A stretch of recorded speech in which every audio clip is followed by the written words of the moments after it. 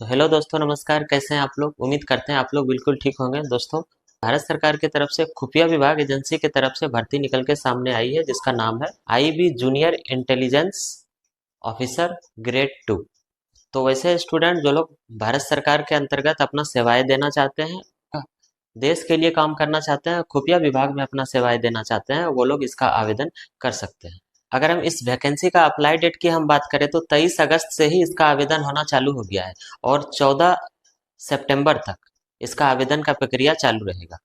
वहीं अगर हम मिनिमम एज की बात करें तो आपका मिनिमम एज क्या होने वाला है, मैक्सिमम एज आपका क्या होने वाला है, एजुकेशन क्वालिफिकेशन आपका क्या रहने वाला है, सैलरी आपका क्या होने वाला है और इस फॉर्म को भरने के लिए कौन कौन सा डॉक्यूमेंट का आपको जरूरत है। तो आइए हम इन सब के बारे में चर्चा करेंगे इस वीडियो में, तो बने रहिएगा हमारे साथ। तो IB junior intelligence officer grade 2 2025।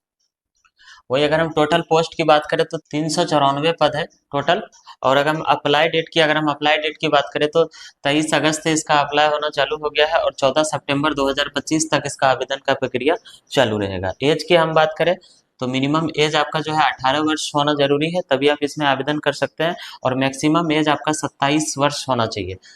इस बीच में जिसका भी एज है वो लोग ही इसका आवेदन कर सकते हैं। एजुकेशन क्वालिफिकेशन की अगर हम बात करें तो और सब वैकेंसी में 10th लेवल पे आपको फॉर्म भरने दिया जाता है, 12th लेवल पे भरने दिया जाता है, लेकिन इसमें आपको चाहिए डिप्लोमा इन इंजीनियरिंग। ठीक है, उसके बाद फिर आपका आ जाता है बैचलर डिग्री इन साइंस, यानी बीएससी वगैरह अगर आप किए हैं तो ही आप इसका आवेदन कर सकते हैं। और फिर आ जाता है bachelor degree in computer application, या फिर बीसीए वगैरह अगर आप किए हैं तो ही आप इसका आवेदन कर सकते हैं, क्योंकि ये ऊंचे लेवल का पद है।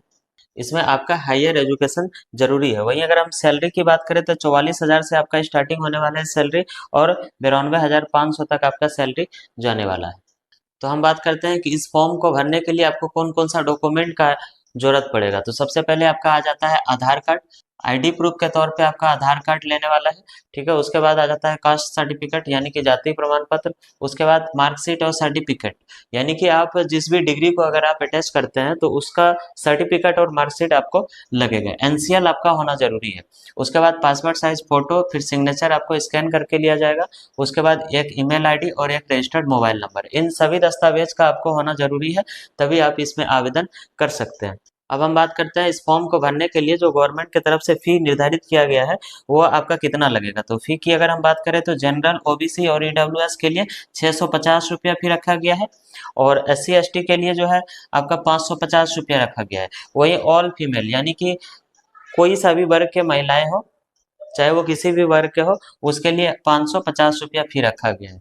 ठीक है, तो ऑल इंडिया लेवल का जॉब है। अगर आप भारत के किसी भी राज्य से हैं तो आप इसका आवेदन कर सकते हैं। अगर हम इस विभाग में क्या काम होता है उसके बारे में अगर हम बात करें तो यह भारत की खुफिया एजेंसी जो देश की आंतरिक सुरक्षा जैसे खुफिया जानकारी जुटाने में काम करती है।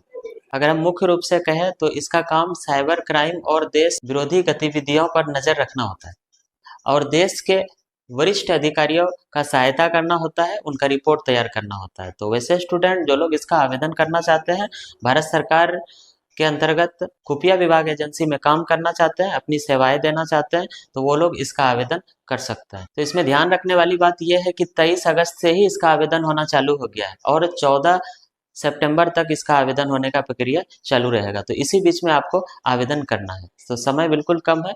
वैसे स्टूडेंट जो लोग इसका आवेदन करना चाहते हैं वो 14 सितंबर तक इसका आवेदन कर सकते हैं। धन्यवाद।